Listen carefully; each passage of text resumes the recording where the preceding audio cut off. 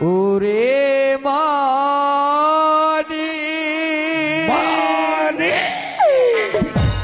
বাজি রে শোন তো বালুর তরে হইল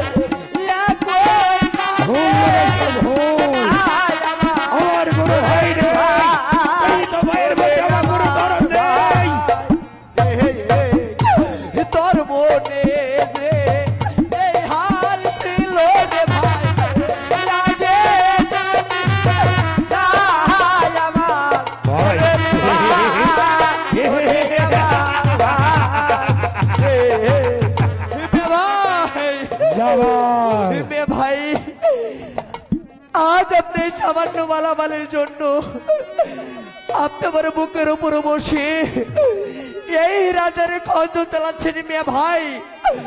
ও মেয়ে ভাই আমার কাছে যে এর চাইতে অধিক মূল্যবান জিনিস আছে মেয়ে ভাই। এমন কি জিনিস তোর কাছে আছে? মেয়ে ভাই আমার কাছে আছে 16 গুটি মুক্তা বাঁধা কোট, 3টি লালের চাপট, 14 বাতি সার দৌলত। ভাই ওই জিনিসগুলো কোথায় রেখে দিয়েছিস? ভাই ওগুলো যদি আমি আপনাকে দিয়ে দেই তাহলে আপনি আমাকে ক্ষমা করে দিবেন তো ভাই? ছেড়ে দেবো ছেড়ে দেবো। ভাই ওগুলো আমার নৌকার হালের মাচালের নিচে আমি যত সহকারী লোকে রেখেছি মেয়ে ভাই। আমি একটিবারে দেখে আসি জামাল।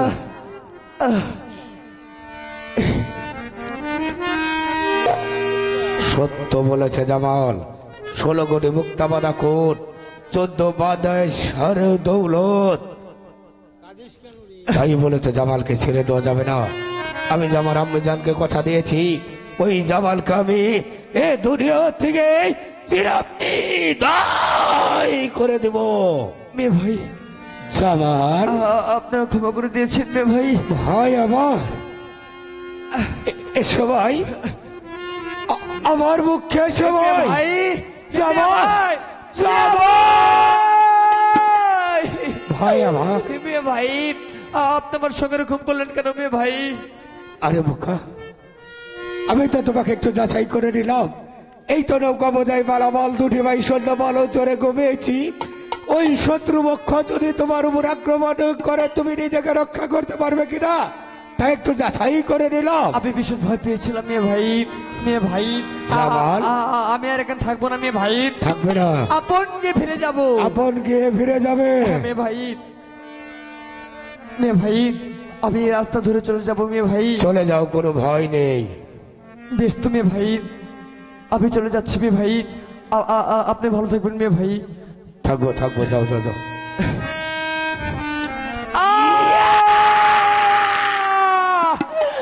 মেয়ে ভাই, মেয়ে ভাই আপনার সঙ্গে তো এরকম কথা ছিল না মেয়ে ভাই। আপনি বলতে পারবেন না মেয়ে ভাই। জামাল, তুই ভাবলে কি করে আমি তোকে দেশে পাঠিয়ে দেবো? আমি তোর এই লাশটাকেও দেশে পাঠিয়ে দেবো না। আমি তোর এই লাশটাকে ওই ফেলে দেবো। না মেয়ে ভাই, আপনার কাছে যেমন জীবন ভিক্ষা চাইছি মেয়ে ভাই, আপনি আমাকে ক্ষমা করে দিন মেয়ে ভাই। জীবন ভিক্ষা?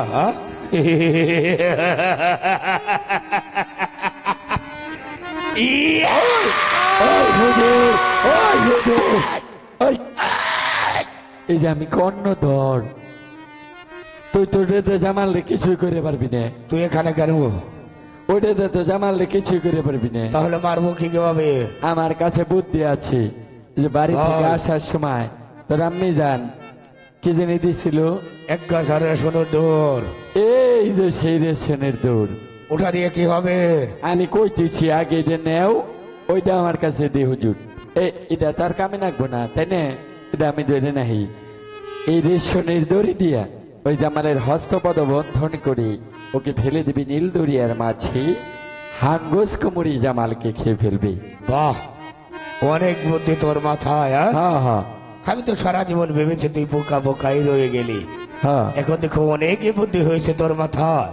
আরে একটা কথা কই হুজুর, তাহলে এবার চলে যাও। ওই যে অনেক তোর মায় যে রক্ত নিবার করছিল না, তোর মায় তো জামালের রক্ত পাইবো না। তাহলে রক্ত কোথায় পাবো? ওই যে বাড়ি যাওয়ার সময় একটা কুত্তা ধরে জব করে হেরে রক্ত নিয়ে তোর মায়ের দি। চুপ বেদব! কা? তুই ভাবলি কি করে হ্যাঁ। আমি আমার আম্মি জানের সুযোগ্য সন্তান হয়ে তোকে আমি কুকুরের রক্ত উপহার দেব? ওই জামালের রক্ত দিতে না পারলেও আমি তোকে নিজ হাতে হত্যা করে তোর দাদা রক্ত নিয়ে আমি আমার আম্মি জানকে দেবো উপহার। ওই হুজুর ভুল করস কে? তুই তো জানোস না আমার রক্তে যে হিট।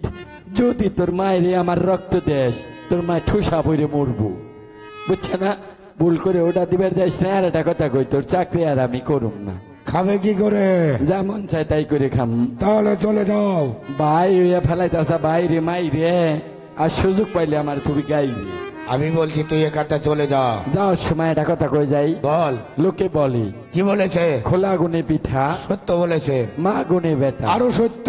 তোর মা হয়েছে এটা কুত্তে, আর কুত্তের বেটাটা কুত্তে হয়েছে।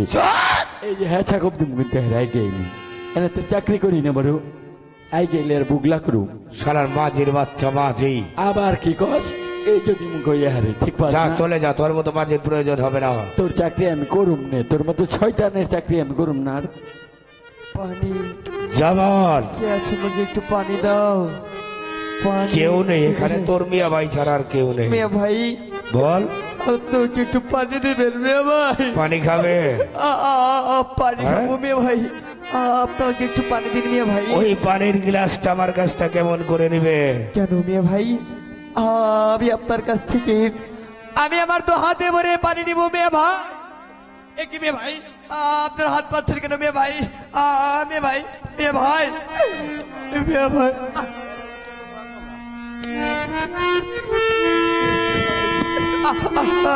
মেয়ে ভাই,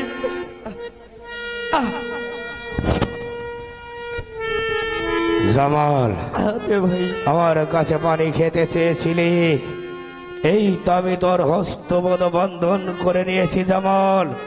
এবার আমি তোকে ওই নীল দরিয়ায় ডুবিয়ে দিব, আর ওই নীল দরিয়ায় গিয়ে তোর যত ইচ্ছা পানি খেয়ে দিবি জামাল। পানি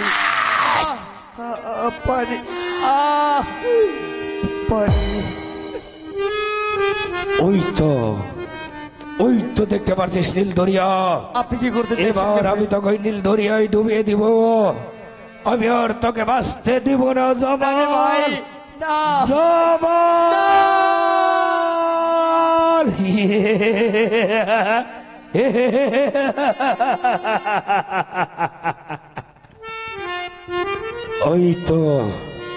ওই তো জামাল নীল দরিয়ায় ডুবে গিয়েছে, আর এখানে থাকার আমার আর নিরাপদ নয়। হয়তো মানিক বাজে আসতে পারে, মানিক বাজে আসলে যে আমার অনেক বিপদ। তাই তো মানিক বাজে আসার অগ্রে আমি এখানে পালিয়ে যাব। কি ঘুমের ঘরে আমি কি স্বপ্নে দেখলাম দাদু ভাই নাকি বিপদ হয়েছে? না না, আমি আর এখানে ঘুমিয়ে থাকবো না, এখন আমার দাদু ভাইয়ের কাছে যেতে হবে। দাদু ভাই, দাদু ভাই,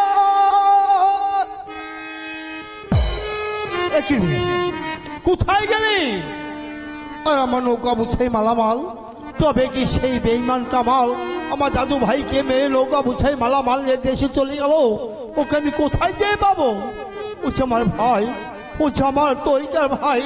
দাদু ভাই, একটি বার তুই আমাকে মানিক ভাই বলে রাখ। ফিরে আয়, ফিরে আয় দাদু ভাই, ফিরে আয়। দাদু ভাই, এ দাদু, কি রে?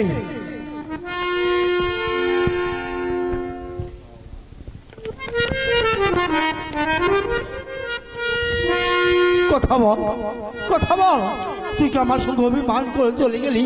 ওগো ওগো আমার মুর্শিদ জিন্দা পীর দয়াল কালো গাজী, তোমরা কি দেখতে পাচ্ছ না? আমার দয়াল, তোমার মানিক, তুমি কেন ভেঙে পড়েছ? ওই তো তোমার বাম হাতে একটি কালো গাছের আসন আছে, ওই আসন থেকে এক চল পানি এনে ওই জামালের রঙে ছিটে দিবে, আর জামাল পুনরায় সুস্থ হয়ে যাবে। এ কথা বলে যাচ্ছে তোমার দয়াল পীর জিন্দা কালো গাজী হক মাওলা। দাদু ভাই, আমি দেখবো আমার মুর্শিদের নামে কত গুণ আর তাদের কত দয়া, আমি দেখবো।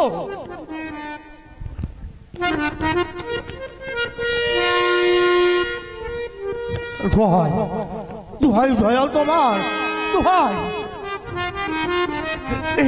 মে ভাই, আমাকে মারবেন না।